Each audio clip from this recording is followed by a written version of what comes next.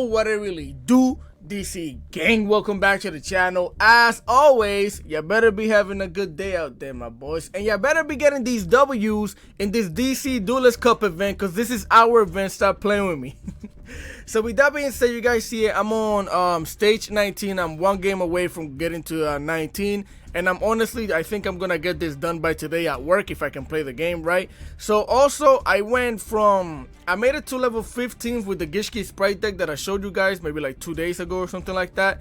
And then I made it to I'm one game away from 19, bro, with this deck right here. I'm gonna show you the match history too, so you can see the winning streak that I've been going on. So basically I won 3. I've been playing since yesterday, right? I won 3, lost 2, won 4, and this little section right here doesn't even count because my internet is some hot potato dumpster juice.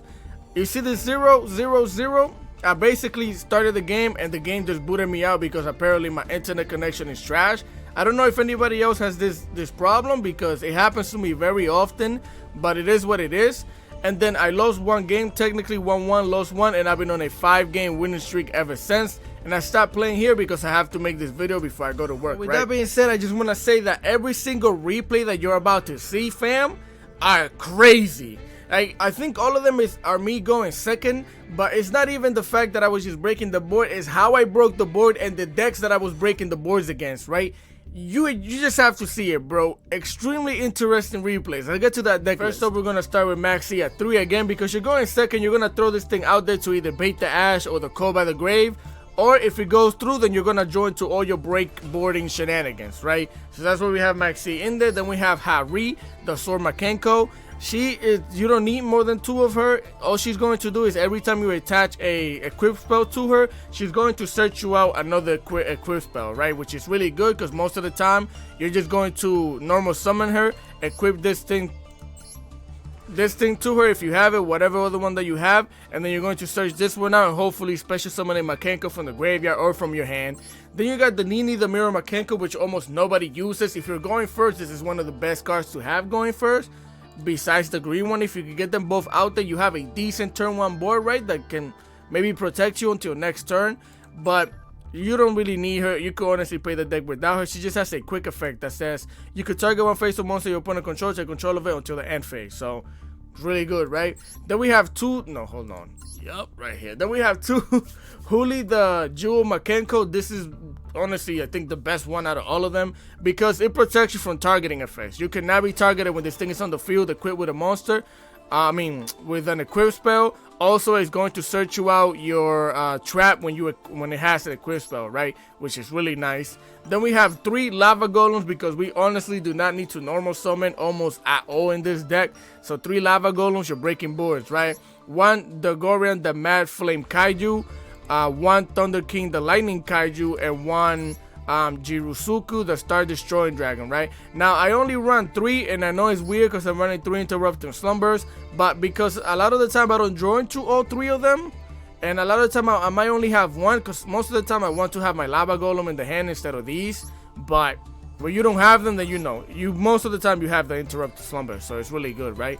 Then we have 1 Ohime, the Manifested Mikanko. This is card is stupid because honestly speaking, even going first, if you could get some of your equip spells in the graveyard so you could activate her effect during your opponent's turn as a quick effect and attach maybe this thing which is a negate, or attach the other one which is gonna allow you to basically take over one of your opponent's monsters. She's really good going first and second. So then we have 1 Harpy's Feather Duster. Again, you need that backward removal, so Harpies is necessary.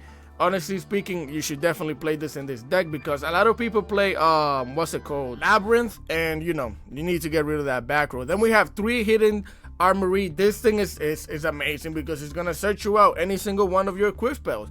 And honestly speaking, the fact that it sends a card to the graveyard can be very beneficial sometimes because, for example, let's say you send this to the graveyard, or you had a Mikanko monster in the graveyard for whatever reason, maybe you threw it down there with the Ohime, you get to activate this thing's effect and special summon that thing, all for being able to send something from the graveyard from this thing, which is really nice. Most of the time you're gonna basically use this to search this out to end the game in 2 seconds, because if you got your setup already and you got this in the hand, you're winning. Then you have 3 preparations of rights because you got to prepare for the right to win this W, of course.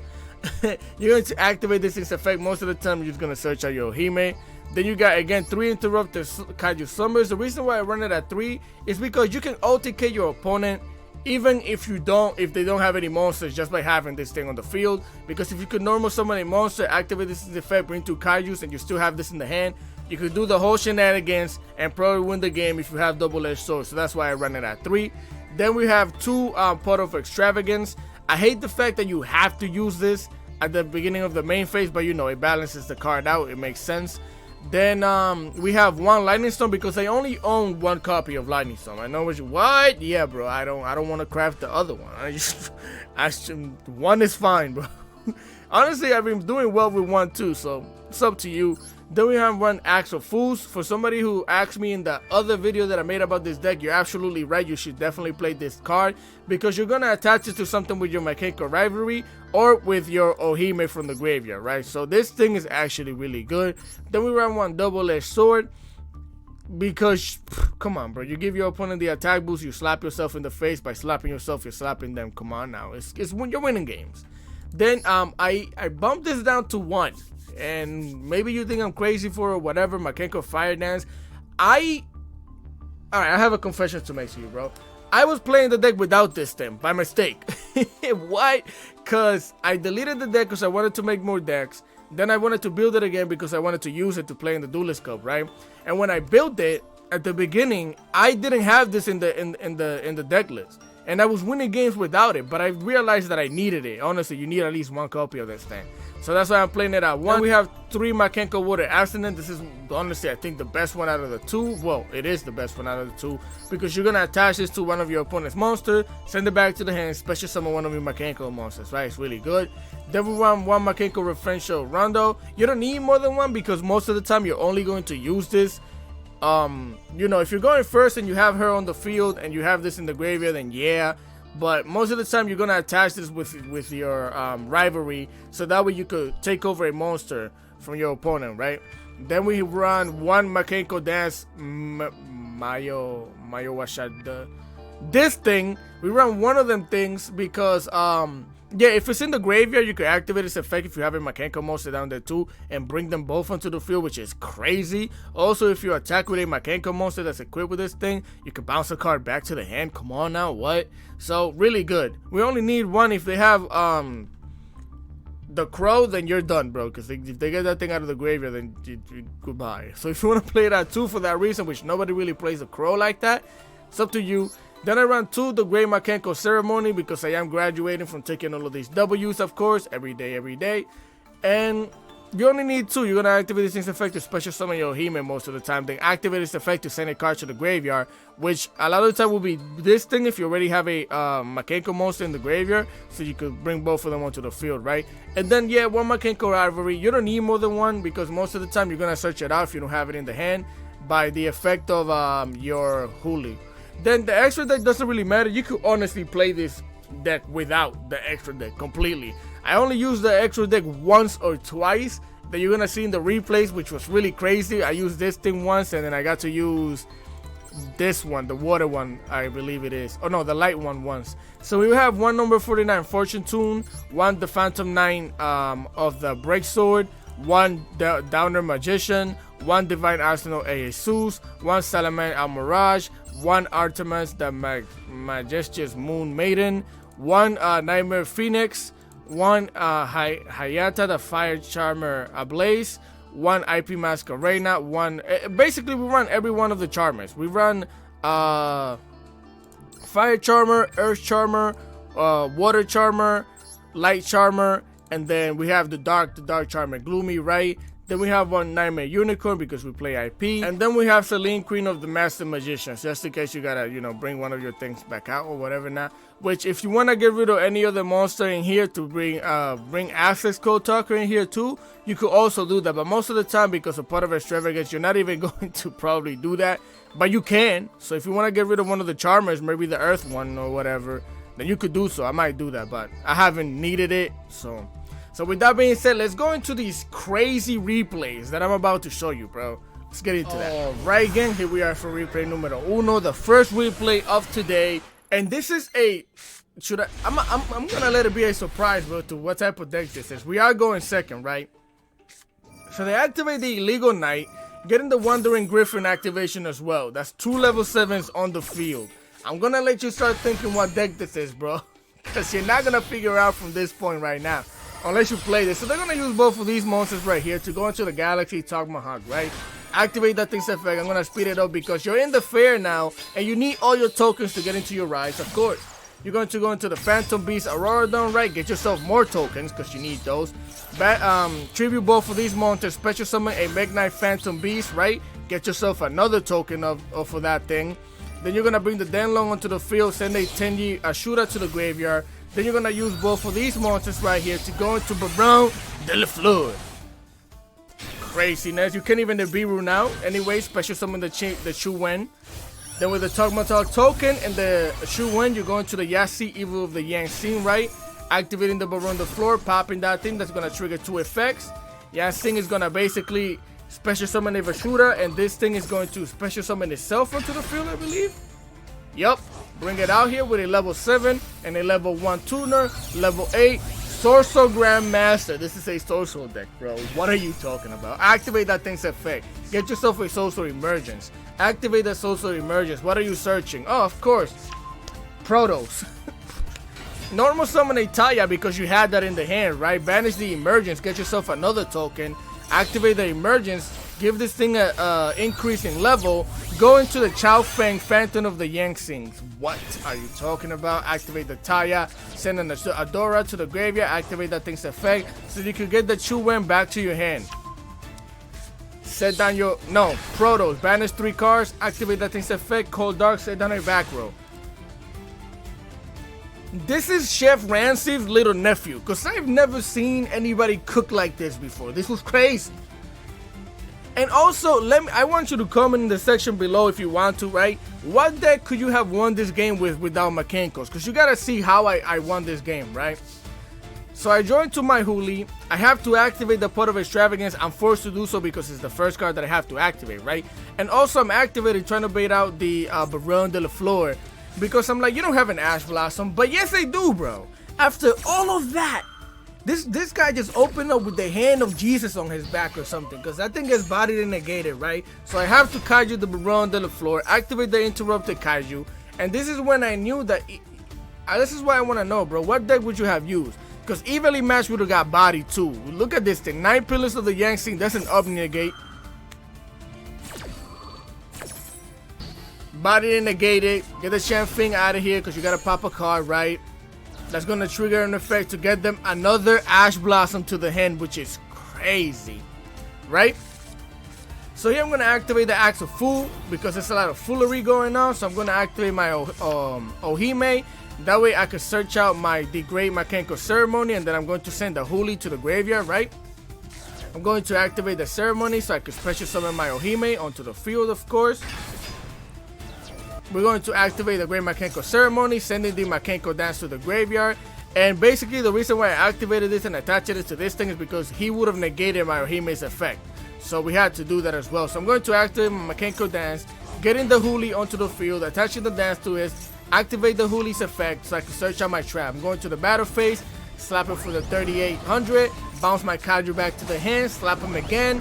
Then I'm going to activate the Kaiju, get that Protoss out of here because I don't want him calling light or earth or whatever and destroying my monsters, right? 400 life points. What do you have on it? Activate the Vashura. So they target this thing to send it back to the hand. So basically I know that they can activate this thing's effect. So I'm like, I gotta take over that thing. So I'm gonna activate Mikanko Rivalry, targeting the Swordsoul Grandmaster, right? And I'm going to attach the Reflection Rondo to that thing so I could take over their monster. Then they're going to activate the Ashura, banishing that thing so they can special summon a Vashura. They're going to normal summon the Ash Blossom, which is nuts that they search during my turn. Then they're going to activate the, well, during their turn. Then they're going to activate, no, during, was it during my turn? Yeah, because this is their turn now, during my turn. So now they get to make a freaking Swordsoul Supreme Severn Chen Ying. They slap the Grandmaster in the face, get it out of here. And basically, I don't know what this is, right? But they can't target, if that's an infinite impermanence, they can't target any one of these to negate me. All I have to do is slap myself into any one of these monsters. Also, I can negate this thing, right, with this thing's effect during my turn. And also, I can activate Ohime's effect and basically attach this thing to it and take over that monster, right? So they scoop, because that's all they had, bro. What deck would you have used to win against this board? Because I don't even know, bro. I don't even know. Let's go into the next replay. Alright, again, here we are for replay numero 2, number 2 of today. And this one was again Purrely on ladder. Now, if you're wondering why I don't have a field spell, a field or whatever not, it's because when I play Mikankos, I like to basically be discreet. I don't like people know what I'm playing, so I try to be as plain as possible, right? So here we're supposed to go first, but you know, they decided that I would go first or whatever, so I thought that they were playing Mikankos, so I let them go. But no, they're playing Purrely, so they activate my friend Purrely. I activate the Maxi. They do have the Ash Blossom. It is spring on their side of the field, of course. And get it out of here, body and negate it. I'm like, okay, bet. So at this point in time, like, I'm probably lost, right? Because I don't know what else I could do, right? They're gonna activate things effect, getting themselves a pretty memory, activating the happy memories, special summoning the Purrely, activating the Shadow Squamata, which they send from the hand to the graveyard, right? Which is gonna allow them to send another Shadow monster, Shadow Beast. Then they're gonna search out the Purrely Yeep, activating the Beast so they could draw a card, activate the Purrely's effect, so they could target the happy memory in the graveyard and go into the Purrely Happiness. Now, they're not going to OTK me here, and I'm gonna tell you why I think they didn't OTK. Usually, when you OTK, you use the bigger version of this thing in order to OTK, right? But I don't think they're running it because some people don't run that card, right? So here they're gonna activate the Purrely, and of course, they're gonna hit 2 of the spells that they need, getting another Purrely Pretty Memory to the hand. Then they're gonna activate the Purrely's effect, targeting the Purrely Pretty Memory in the hand so they could exceed summon into the Purrely Beauty. That thing is pretty beautiful. And then they're gonna go for the attack that they activate the Purrely Delicious, activating the Purrely Happiness, right? Because they're about to have a happy time slapping me in the face. That thing gets an attack boost, so now it's 2900. Slap me in the face, activate that thing's effect, search out another Purrely Delicious. This guy knows what he's doing because he activated the Purrely Delicious again, activating the Purrely Beauty. That way he can attach the card to it itself and get an attack boost as well. So now it's 2500. Slap me in the face. Then they're gonna use this monster right here to go into the Downer Magician, of course. And you guys know what happens when you go into the Downer Magician. You go from there into the Divine Arsenal AA Double Seuss. Bring him out here. Set down 3 backward and end your turn. Look at this board, man. Look at this board. So I'm like, okay, babe, we're gonna activate the Interrupted Kaiju Slumber. This guy is so freaking smart, bro. Because he activates the Purrely Yeep, and I'm like, okay, you don't even have 4 materials on this thing, so what are you doing? Yeah, they activate one of their Purrely Pretty Memories, right? I'm like, okay, I see what you're doing. Activate the Purrely Beauty. So now, and look at the order he did this. Pretty smart. Attach that thing to it. Now he has 4 materials. So now the Purrely Yeep actually gives the Purrely Noir 5 materials that is unaffected from everything, right? We pop the Seuss, bring the Kaiju onto the field, bring my Kaiju onto the field, then I'm going to activate the water, the Mikanko Water after this, so I can bring this thing back to the hand, right? Activate that thing's effect. Of course, they're going to activate the Noir, sending that spell back into my deck because they don't want me comboing off.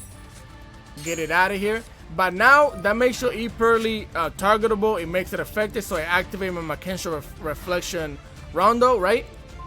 Targeting the Noir, I'm going to activate my Ohime, searching out the Great Mikanko Memory, sending the double-edged sword to the graveyard, activating the Ceremony, so I can basically special summon my Ohime. Then they activate this thing's effect, send the Reflection back into my deck, and I'm like, okay, bet. That just means New York gets to get the heck out of here. No vemos. So now I get to special summon my Ohime. Activate the Ohime, no, they're going to activate the My Friend Purrely, right? Getting the card back into the hand. 3 of them things back into the hand. I'm like, oh geez, okay. So now I'm gonna activate the Great Mikanko Ceremony, banish that thing so I can send the Mikanko Reflection Rondo to the graveyard. Because that way I can always activate this thing as a quick effect and attach it to a monster if I need to, right? So here I'm going to go with the Ohima to slap this thing in the face. The field kept glowing, so I assumed that it was an infinite impermanence. They activate that thing's effect, right? Targeting my Ohime. So now I'm in the Matrix, bro, and I gotta dodge these bullets, right? Because I activated my Mikanko Reflection Rondo. Set that thing down. And just so I don't slap myself in the face for 3,000 damage, I basically took over the Kaiju. So that thing gets destroyed. I get to slap myself for 0 damage because it's negated, but I still get to do the 3,300 damage to their face, right? And that's all I'm left with. They're going to activate the Purrely Yeep in the graveyard. That way they could target 3 other monsters, bring it back into the deck and extra deck. They're going to activate my friend Purrely, and they're going to get the Happy Memory, right? They're going to activate the Purrely Sleeping Memory, special summon a Purrely, activate the Purrely's effect.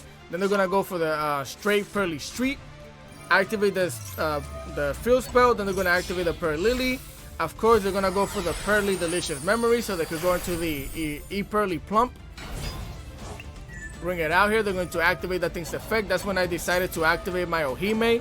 And I know this thing says that your opponent cannot target Purrely monsters you control with card effects that turn them with special summon. Technically, this was special summon, but this thing's effect is nuts because it's not targeting your monster. It's targeting the field spell and you're just attaching it. I mean the equip spell and you're just attaching it. So I activate her effect, get the Mikanko Reflection Rondo onto the field, take over their monster. Crazy.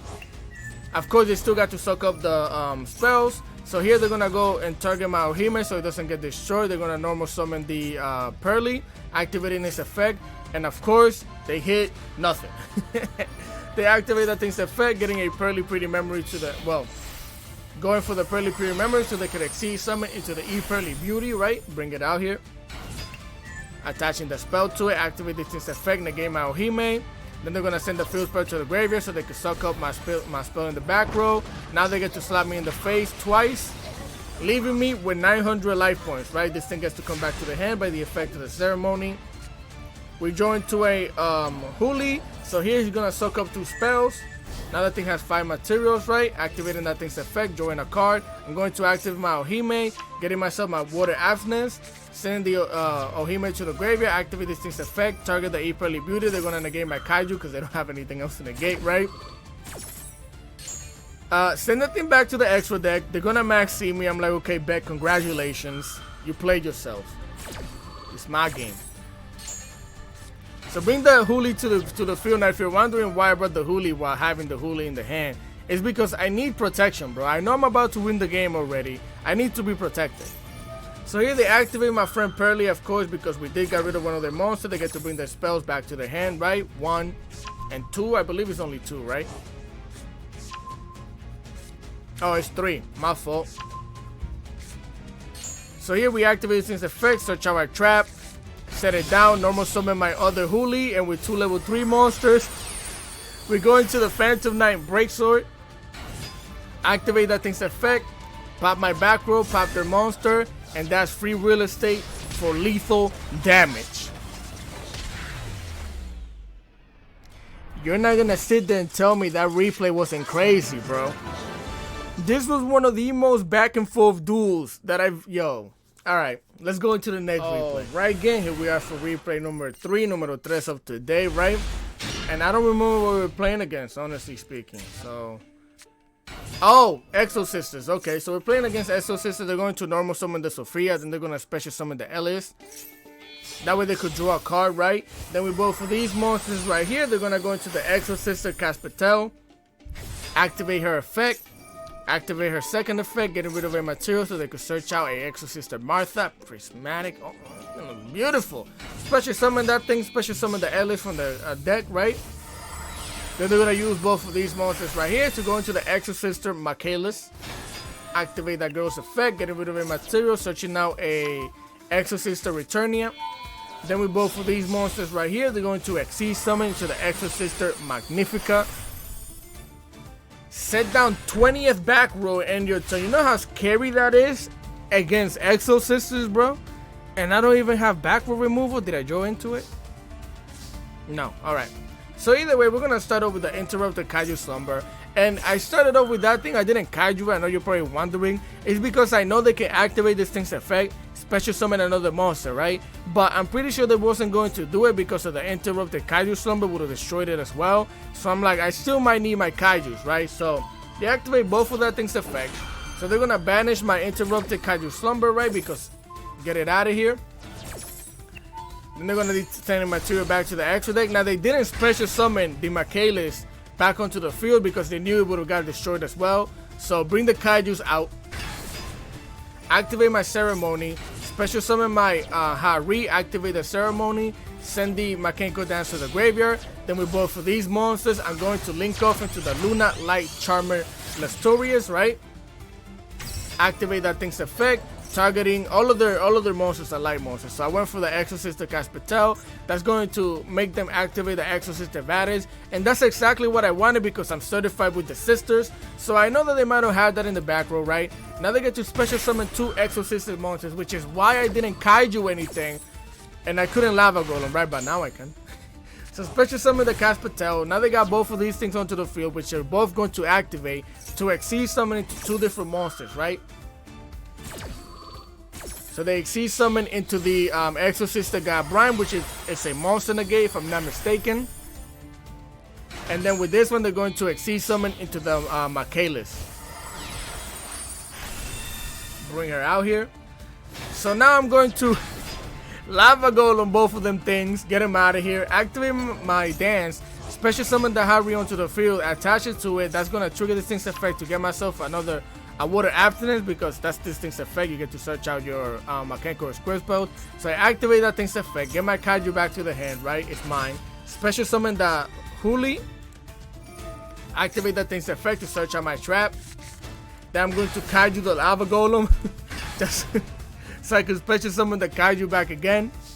And we'll go for the battle phase. Here they do have the Infinite Impermanence, but unfortunately for them, because this thing is on the field and it has an attachment, none of my Mikanko cards can be targeted. So they could negate this, this, or this, but what does that matter? So they go and they negate my Link monster. I still slap it for the 3000, slap it for another 3000, activate the dance, bring that back to my hand, and slap it for the 3300.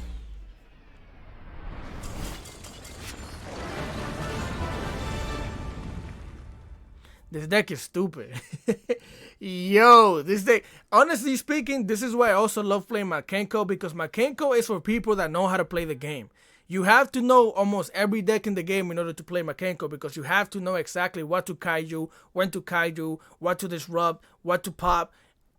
Yo, I love this deck. With that being said, let's go into the next replay. Right, gang, here we are for replay number 4 of today, I believe. And this one was also on ladder against Naturia Runick. So here they're going to normal summon the Camellia, send the Naturia Sacred Tree to the graveyard. That way they could search out Naturia Blessing, right? Then they're going to activate the Runick Fleecing Curse, special summon the Hugin. They're going to activate the Hugin's effect, sending the Maxi to the graveyard. That way they could get a Runick Fountain. They're going to activate the Runick Fountain, activate the Runick Slumber, right? That way they could basically make this thing undestructible. And then they banish 3 of my cards, right? Then they're going to activate the Runick Fountain. That way they could put these back so they could draw 2 cards. And with both of these monsters right here, they're going to Synchro Summon into the Stardust Charger Warrior. Activate that thing's effect so they could draw a card, set down 1 backward, and end their turn, right? Now, you're probably thinking, what type of trash board is this? No, bro, you're playing against Runick. That board is not trash. I activate the Pot of Extravagance. I'm going to banish 6. They're going to activate the Maxi because, of course, they drew into that or had it in the hand already. I'm like, okay, bet. So here I'm going to draw 2 cards. Of course, I'm going to activate the Interrupted Kaiju Slumber so I can pop that thing, bring 2 Kaijus onto the field. They're going to draw a card off for that. I activate my Hitting Armory, sending a Lava Golem to the graveyard so I can get myself the Fire Dance. My Hinokame, activate that thing's effect. They're going to activate the Naturia Blessing. Naturia Blessing is going to allow them to special summon the Naturia Camellia back onto the field. I'm going to special summon the Huli by the effect of my Fire Dance, right? I'm going to activate the Huli's effect so I can search out my trap. They're going to activate the Naturia Camellia. Camellia is gonna basically send the Naturia flower to the graveyard. I'm gonna search my trap. They're going to activate the Runick's Missing Storm, so they banish a bunch of cards from my deck, right? So now I activate my Mikanko Water Abstinence, bringing the Kaiju back to my hand. They're going to activate the Runick Flash Fire so they can destroy this monster. Then they're gonna activate the Runick Tip. While dealing with Max E, bro. I'm like, okay, best. So now they get to search out a Runick Destruction. I'm like, okay, banishing a card. This thing gets popped, banishing 3 cards. They activate the Runick Fountain. Now they get to draw 3 cards on top of having Max C. I activate my Water Abstinence, bring my Kaiju back. Bring the Harry onto the field, activate the Harry. They're going to activate the Camellia. I'm like, okay. Okay. Now they bring the Sunflower onto the field. Mind you, it's a monster negate, right? So I search on my Reflection Rondo, right? Then I Kaiju the Sunflower, get it out of here. Then I activate my Ceremony, special summon the Ohime, and I think that this guy really had the audacity, after I go to the battle phase, right? After all of this that they did, banished 15 of my cards, while 6 of them are in my deck, and I still play through all of the shenanigans, while they had Max C, before I get to slap them in the face, they leave. The audacity. I would have been so satisfied if I would have just, come on, bro, let me do the damage. With that being said, let's go into the next replay. Here we are for the fourth of whatever replay it is of the day. I also have one against Casteria, but I'm not going to show it to you because it was like I used Max C, so it's like, how are you not supposed to win? And even though I used Max C, I didn't even join to any more Mikanko monsters. I won by Kaijuing them, and then they did some weird board building that they just scooped, so it's just weird. So they're going to normal summon the Gishki Grimness. So this is Gishki Sprite, right? Get the Abyss, get yourself the Vision. Vision's gonna activate, searching out their ritual monster, right? The Netamanas. So now they're gonna activate the Gishki Necro Mirror, tributing one of their monsters so they can special summon that thing onto the field. That's a weird way to do it. I don't know why they didn't just go into Sprite. I mean why didn't they just go into, I mean, technically they didn't need it because they already had the spell in the hand, right? But I still would have went into Elf first and then brought it back. But either way, they're going to use both of these monsters right here to go into the Sprite Elf, right? Activate the Elf's effect, special summon the Grimness Abyss, activate the Abyss's effect, searching out a Grimness Shadow. I'm guessing that's follow for next turn. No, what? Activate that thing's effect, searching out a Grimness Aqua Mirror, okay? I played the deck differently, that's why I'm a little confused. But then again, they're going to use both of these monsters right here to go into the 32 liters. Gigantic Sprite, special summon the blue, activate the blue's effect, getting yourself the Sprite red.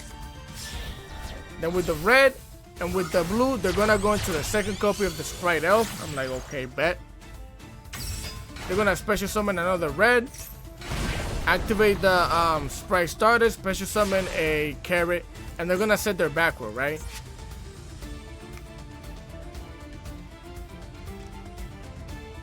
The way he did this combo was confusing to me, but it actually, that's a really good board. So, alright, they're going to activate the Max C immediately. No wonder. I'm like, okay, best, and I have to play through that. I activate Lightning Storm. Now, I was going to go for the back row, but I was like, what are the chances that is the Aqua Illusion? I'm like, I didn't see him search for it.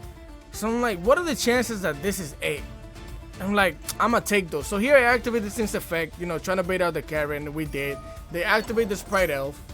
So now they bring the red back onto the field. I'm like, okay. That thing is untargetable, by the way. So then I activate my Water Abstinence so I could target this thing, send it back to the hand again, because I'm not thinking that this thing back here is an illusion. Also, I can't target the Sprite red, and they already used it, so there's no point in me doing that, right?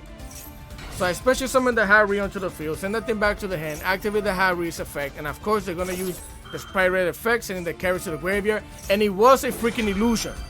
Now that was that was something that I was, you know, I had to deal with because I thought it wasn't. It was my fault, right?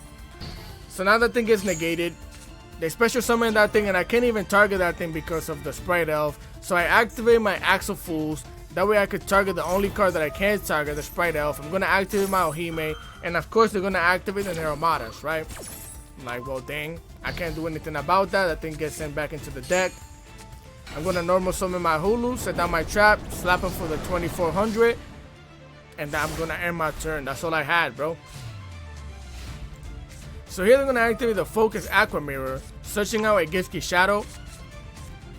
Then they're going to activate that Gishki Necro Mirror, putting those back, activating the Gishki Shadow, so that way they could get that Gishki Necro Mirror that they just put back into the deck, activating the Elf, bringing, well, that thing is negated. Then with both of these monsters right here, they're going to go into the Sprite Sprint, bring it out here, activate the Sprint's effect, sending a Nimble Angler to the graveyard, bring that thing back onto the special summon 2 Nimble monsters, right? With both of these monsters right here, they're going to go into the 32 ounces, 32 liters, gigantic Sprite. So I'm going to activate my Mikanko rivalry, right? Because I do have 2 Mikanko monsters onto the field.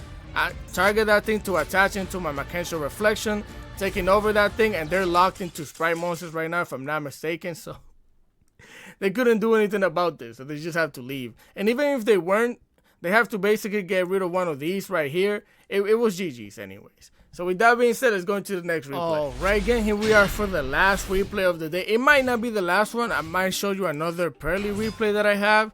You'll see when you see the video if I decided to add it in here or not. But here we're playing against the next deck that I want to play, which is Rescue Ace. This deck seems like fun.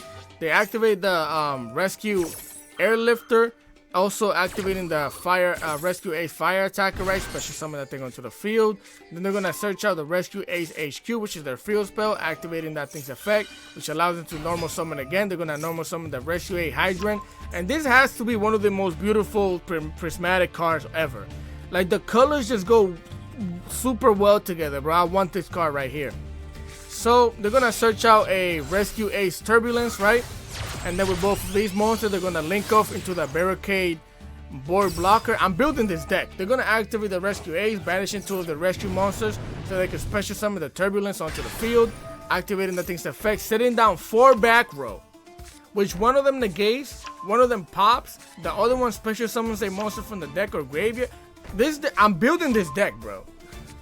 It seems like so much fun. Now they activate the Hydrant, which also allows them to activate any of their set cards the turn that they were set, right? Which is crazy. So they activate the alert, searching out a Rescue Ace Impulse, which this thing says, quick effect. You contribute this card from your hand, face of field, special summon 1 machine, Rescue Ace monster from your deck. You can only, but this is a quick effect from the hand. You contribute this from the hand or field, which is crazy, right? So it's like a hand trap. Then they're gonna use both of these monsters right here to go into the Mecha Phantom Beast Auroradon. They know I don't have the Nibiru, right? So of course they're gonna get their tokens onto the field, 3 of them. They're gonna activate that thing's effect, tributing itself and another token to special summon the Mekk-Knight Phantom Lion. They're gonna synchro summon into the Accel Synchron, activate the Phantom Beast, getting another token, activating the Accel Synchron, sending a Jet Synchro to the graveyard, diminishing its level, activate that thing's effect to special summon it back onto the field. I'm building this deck. They're gonna go into the Hero of Arc Light, right? Then with all of these monsters right here, they're going to synchro summon into the Boro Savage Dragon, activate that thing's effect, attach the Mecha Phantom Auroradon to itself. Then they're gonna activate their field spell, bringing 2 of their banish and 2 of the cards in the graveyard, bringing them back into the deck, recycling, and drawing a card. Come on, bro, I'm building this deck. Now they're gonna activate the Rescue, special summoning the Hydrant back onto the field, which gives their back row extra effects, right? I'm like, okay, bet. I'm going to Lava Golem both of them things, activate Lightning Storm, get rid of their back row. Activate the Water Abstinence, attaching the Hydrant to that thing. Of course, they have the Ash Blossom. So I'm like, okay, bet. It is what it is. So I think it's negated. I can't do anything about that. I'm going to activate my Interrupted Kaiju, which is going to basically destroy my Lava Golem. Just so I could bring 2 Kaijus onto the field, so I could slap this thing, get it out of here, because I know that thing is important on the field, so I just wanted to do that, right? And that's it. We're both left with almost nothing. Just 2 Kaijus on the field. They're gonna normal summon the Rescue Ace Airlifter, getting herself to rescue. That means they get to activate the Rescue, special summon the Hydrant back onto the field, activate the Hydrant's effect. getting themselves a Rescue Ace Turbulence, of course, activating the thing's effect, banishing 2 of their rescue cards from the graveyard so they can special summon this thing, activate that thing's effect, set down 1 alert. And that lets me know that they're only playing a certain amount of cards, so 1 trap, 1 of each traps, right? And probably, yeah, 2 rescues and whatever they just set down, which is it another rescue? No, it's an alert. That lets me know what type of ratio they have in the deck. So they activate the alert, getting a rescue Ace Lifter onto the hand. And then with all 3 of these monsters, they're going to go into the Nightmare Unicorn. Activate the Nightmare Unicorn's effect, getting rid of a card so they can send the Kaiju back into my deck. Now they get to slap me in the face, leaving me with 2,800. So now I join to the preparations of right so I could prepare for this W, activating the Kaiju summon in the graveyard so I could search out the Kaiju that they put back into the deck. I'm going to Kaiju the Rescue Ace Turbulence. Then I'm going to search out my Ohime, and they're just going to scoop because they know who's GG's. I'm building this deck though. That deck seems like extremely fun. So with that being said, let's go back to the deck list. Alright gang, that is the video, that is the deck list. I know some people think the deck is toxic or something like that. Bro, I honestly don't think so. And maybe I'm biased because I enjoy playing it. But the thing is that you need to be smart about how you play this deck. You're not going to win every game off of just kaijuing any random shenanigans or whatever. You need to know how to play this deck. You need to know how other decks work. This deck teaches you how to play the game technically, in my opinion. But either way, with that being said, I hope you guys enjoyed the content. If you did, please have a like, share, comment, and subscribe to the boy, because I would greatly appreciate it. Any comment, questions, and concern in the comment section below. I always reply. You see me rolling. And with that being said, continue having a great day. Peace.